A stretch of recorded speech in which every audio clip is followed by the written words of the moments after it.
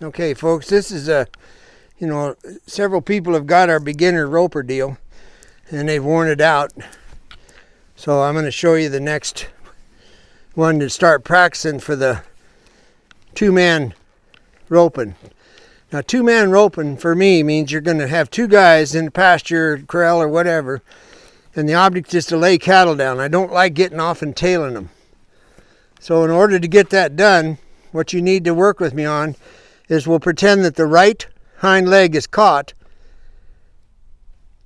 and I've already got it headed. So I'm going to put the head loop on, but just bear in mind that the man holding the right hind leg is holding the critter in place.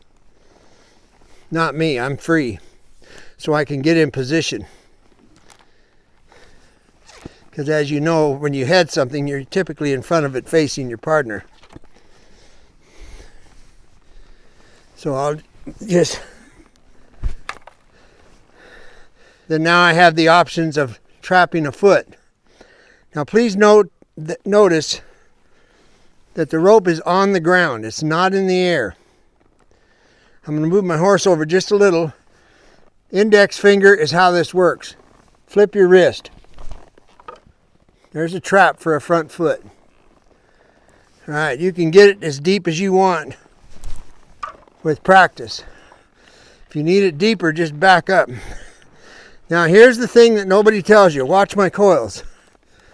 Every time you drop a coil, you've got to turn your rope over so that your rope will lay down.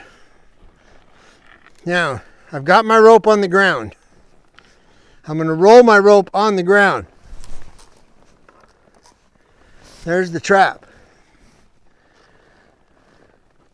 Now, if you pick up both front feet, that's fine. You just raise your arm, then you get over in position. The difference is in two-man roping, when I get in position, I need to be close. Lift up the dummy and back it up so that the front legs are in my rope. Okay. Now my partner backed it up, and he doesn't take off and leave the country. He waits till I get in position. My position is straight, in line. My position is this close. You can see how high the rope is. Okay, the way it works, if I get 20 feet away, it's going to pop the legs out, one at a time. Now, I just sit here. My partner, who has the right hind caught, he starts backing up. If he's in a hackamore horse, of course, he would slide rope and ride away very slowly. If you do this fast, it won't work. So if you work with me, the right hind leg gets pulled backwards, and I sit still and I'm dallied, and my horse squats when he feels the weight. I take the front feet off the ground, it lays down on its left side. Excuse me, on its right side. That's how it's done. Now, take it back off, Chris, for me. I'm going to show you. There's a situation that happens that's real. And if you're on this side, for whatever reason, because things happen in a corral, and you're over here, okay, and you're in the grass or the mud or whatever, here's another very simple trap. And some cattle that are pretty fresh, they waller around. So you throw your rope on the ground. Now you go wide, and you leave the rope on the ground.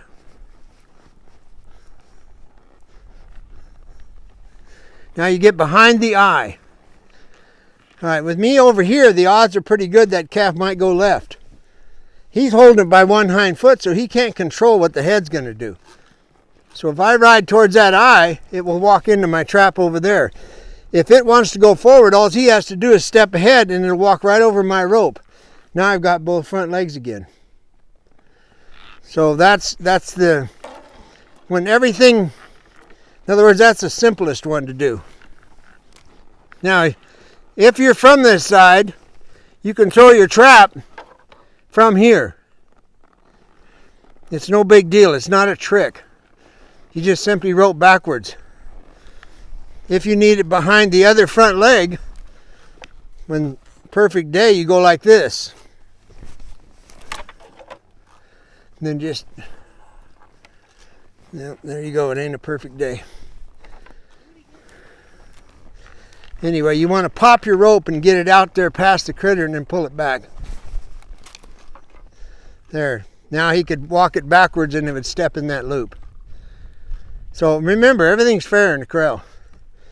But those are some of the traps that if you want to move on to the two-man roping for laying cattle down, that's what the first things you want to learn. Thank you.